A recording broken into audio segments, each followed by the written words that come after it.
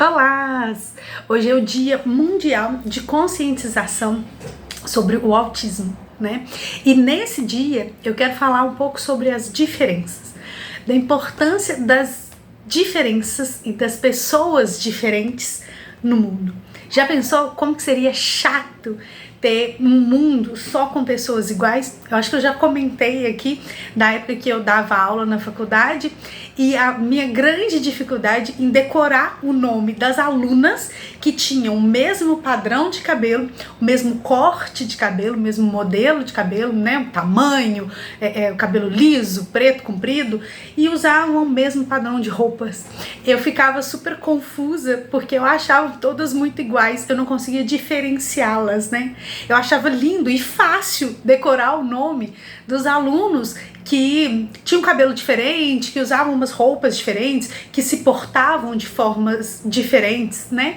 Então, essa diferença das pessoas é que traz a unicidade, é que traz a identidade de cada pessoa. E isso facilita com que as outras pessoas a respeitem, a identifiquem e a reconheçam, né? Por isso que é tão importante o dia de hoje, né, a gente pensar sobre essas diferenças.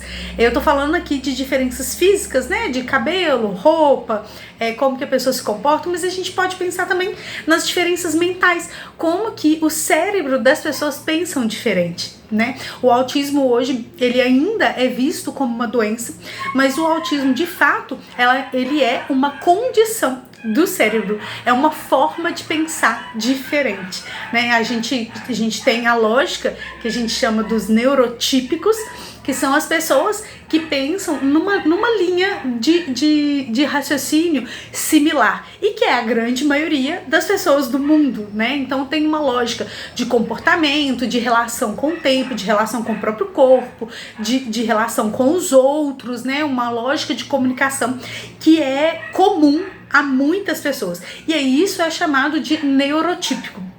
Quando a pessoa foge dessa lógica comum, é o que a gente chama de neuroatípico, porque o cérebro funciona de uma forma atípica, de uma forma não comum, não convencional.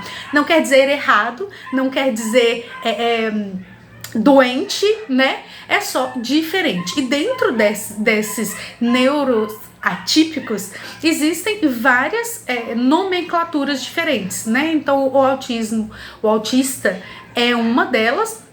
Hoje a gente fala mais de espectro autista, né? Não fala mais de a pessoa é ou não é autista. Existe um espectro de escala mesmo. As pessoas que estão no nível 3 de suporte são as mais visíveis, né? São aquelas que precisam de um cuidado maior, às vezes tem dificuldade inclusive com a fala, tem dificuldade de se comportar e de se portar socialmente, mas existe o nível de suporte 2, o nível de suporte 1. O nível de suporte 1 não é o que a gente chama de autismo mais leve, né? Porque é até cruel falar isso, é leve pra quem, né? Porque a pessoa que está dentro do espectro autista com o nível de suporte 1 tem todas as suas próprias dificuldades, mas é uma pessoa que ainda assim pensa de uma forma diferente, se relaciona de uma forma diferente, então tem uma lógica mental diferente, né? E existem as pessoas que estão ali na borda, né, que não são diagnosticadas como neuroatípicas ou autistas, mas que tem alguns traços. Isso não é o que muita gente tem falado sobre, virou uma epidemia, agora todo mundo é autista. Não, né? Não mesmo, não faz o menor sentido isso, mas existem algumas pessoas que têm alguns traços e não necessariamente são autistas. Assim como quando a gente pensa em diabetes, né, existem pessoas que estão com a glicose um pouco alterada e estão no pré-diabetes, mas não são diabéticas. É uma comparação meio exótica o que eu faço, uma vez que diabetes é uma doença, é uma condição que a gente precisa ser tratado, e o autismo não é uma doença, é uma condição de raciocínio diferente, de funcionamento diferente do cérebro, e que precisa ser respeitado e não tratado. Falando em respeito, né, é muito importante a gente pensar também no autorrespeito, em como a gente tem se respeitado.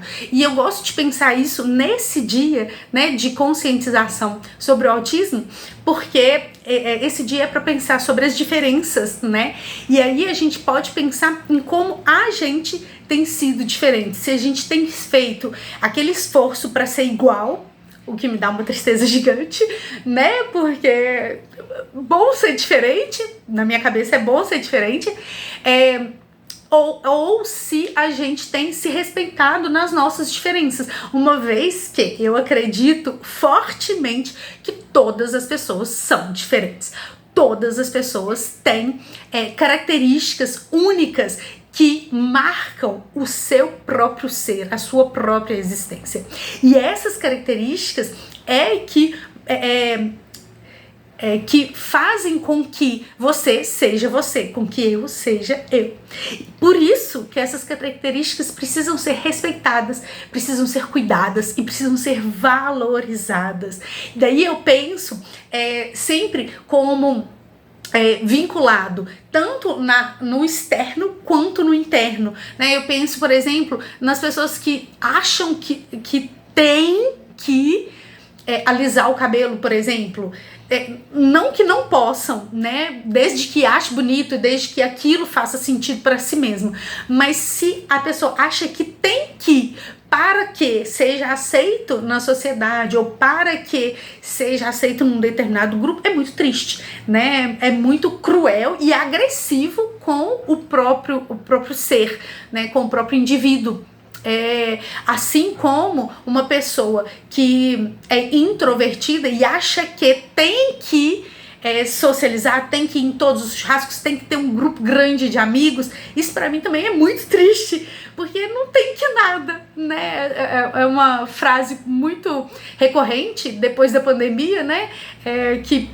Aliás, são duas, né? O primeiro é que a gente não tem que nada, e segundo, que tá tudo bem, né? Meu irmão brinca comigo, nossa, você fala muito tá tudo bem, mas é porque de fato tá tudo bem a gente ser quem a gente é, tá tudo bem a gente ser diferente, tá tudo bem a gente não querer ser igual, tá tudo bem eu nadar contra a maré, né? Tá tudo bem eu não me encaixar no mundo, e tá tudo bem eu pensar que o mundo podia ser diferente, de fato. Eu penso que o mundo podia ser diferente, né? Podia ser muito mais respeitoso, podia ser muito mais acolhedor, podia ser muito mais agregador, trazer todas as pessoas para esse lugar de respeito, de cuidado, de entendimento, para que a gente como sociedade, né, consiga conviver com essas diferenças. Sei que não é fácil, sei que também longe desse processo, mas posso até ser iludida, mas tenho a esperança